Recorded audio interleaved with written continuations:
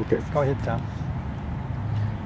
So we were talking about the businesses. We had the square deal. You're talking about in Lino's. the middle of the block, and then down in the corner. And back when I first moved here, and let's see if your memory is as good too.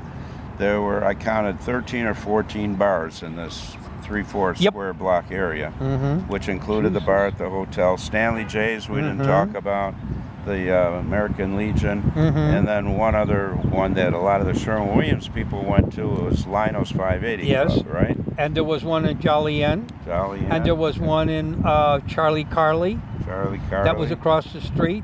Then there was Martin's right across the street. The entranceway to the Sherwin-Williams. Like Carly's building. And then there was one around the corner near Matt Stoffel's barber shop. An old German man, Matt Stoffel, had his barber shop there all through the 20s, the 30s, and he died.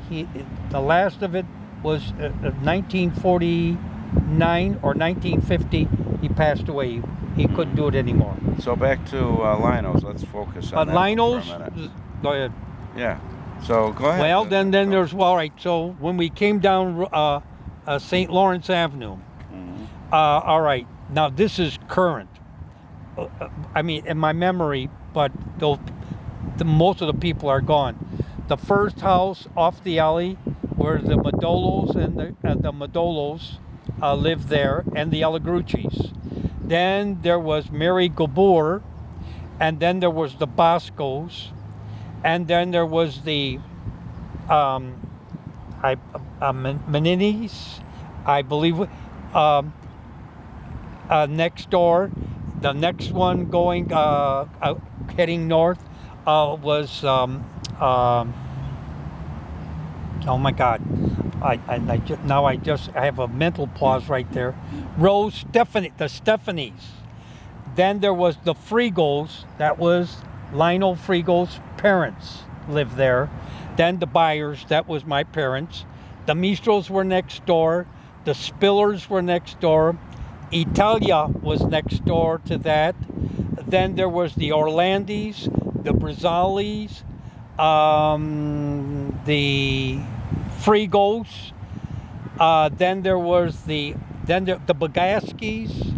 Then there were Canalias. Wow. And then there was and I can't remember her name. She had a beautiful hairdo always. I forgot her name. And then there was the Skurnicks, and then there were the Bersatis, and there were the Sanchez. That was on that block. None of them are there today. All of them are gone. Yeah. Everybody's gone. What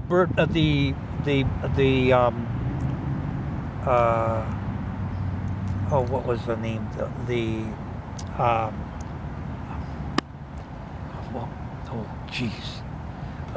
One of the people in the neighborhood,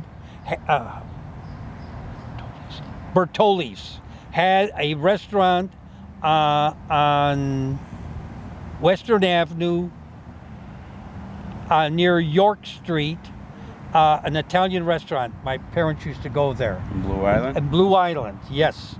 However, and Blue Island, we went to Blue Island a lot. It was a nice place to go to.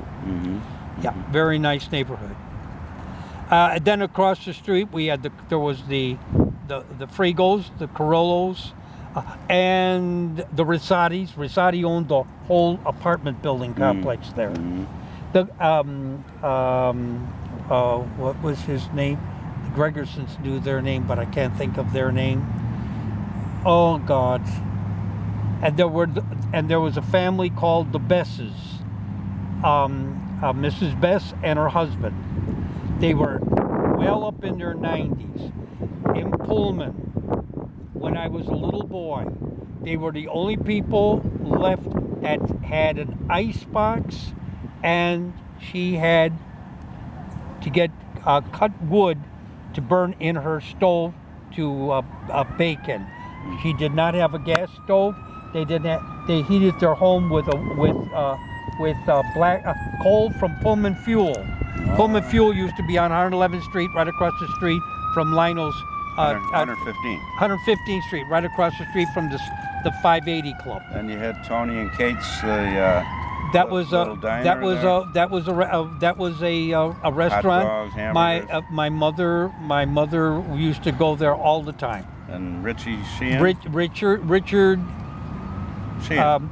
No. Oh wait, Rich Sheehan. Rich got but a G. Yeah. Not a Galasini. No. No. Anyway.